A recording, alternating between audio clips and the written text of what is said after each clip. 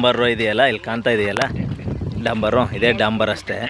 ಇಲ್ಲಿ ಈ ರೋಡಿಗೆ ಸಂಬಂಧಪಟ್ಟಂಗೆ ನೋಡಿಲಿ ಈ ಕಾಣ್ತಾ ಇದೆಯಲ್ಲ ಇದೇ ಡಾಂಬರ್ ಅಷ್ಟೇ. ಇಲ್ಲಿಂದ 2ನೇ ಪಾಯಿಂಟು ಸ್ನೇಹಿತರೆ ಜಮೀನು ನೋಡಿ ಏನು ಕಾಣ್ತಾ ಇದೆ ಈ ಜಾಗ ನೋಡಿ. ಇದೆ 33 ಗುಂಟೆ ಜಮೀನು. ಇದು ಚಾಮರಾಜನಗರ ರಿಜಿಸ್ಟ್ರೇಷನ್ ಬರುತ್ತೆ. ಇದು ಚಾಮರಾಜನಗರ ಬಾರ್ಡ್ರು, ನಂಜನಗೂಡಿಗೂ ಕೂಡ ಇದು ಬಾರ್ಡ್ರು.